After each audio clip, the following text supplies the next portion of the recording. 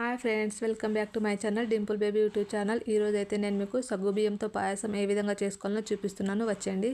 దీనికోసం అయితే ముందుగా నేను గంట సేపు సగ్గుబియ్యం నానబెట్టి పక్కన పెట్టుకున్నాను. ఇప్పుడు గ్యాస్ స్టవ్ ఆన్ చేసుకొని ఒక గిన్నె పెట్టుకొని కొంచెం నెయ్యి వేసి మన దగ్గర ఉన్న డ్రై ఫ్రూట్స్ మొత్తం ఫ్రై చేసి పక్కన పెట్టుకోవాలి. ఇప్పుడు ఇదే గిన్నెలో గ్లాస్ వాటర్ పోసి మంచిగా వేడి చేసుకోవాలి. ఇంకో సైడ్ కూడా గ్యాస్ స్టవ్ ఆన్ చేసుకొని ఇప్పుడు ఇక్కడ సైడ్ కొంచెం పాలను కూడా వేడి చేసుకోవాలి. ఇక్కడ ఈ వాటర్ వేడైన తర్వాత ముందుగా నానబెట్టుకున్న సగ్గుబియ్యంని వేసి మంచిగా కలుపుకోవాలి. సగ్గుబియ్యంని మధ్య మధ్యలో కలుపుతూనే ఉండాలి, లేదంటే అడుగు అంటుకుపోతుంది.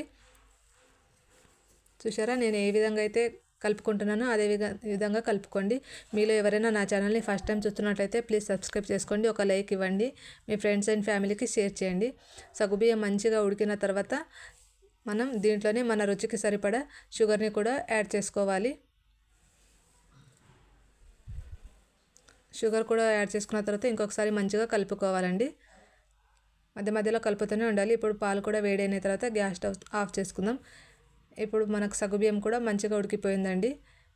చూసారా పైకి ఎలా పొంగు వస్తుందో. ఇప్పుడు మన సగ్గుబియ్యం ఉడికిపోయినట్టు గ్యాస్ స్టవ్ ఆఫ్ చేసుకొని పక్కన పెట్టుకుందాం. ఇప్పుడు ఇందులోనే పాలను కూడా యాడ్ చేసుకొని ముందుగా ఫ్రై చేసి పెట్టుకున్న డ్రై ఫ్రూట్స్ కూడా వేసుకుందాం. అంతే, ఎంతో టేస్టీగా ఉండే సగ్గుబియ్యం పాయసం రెడీ.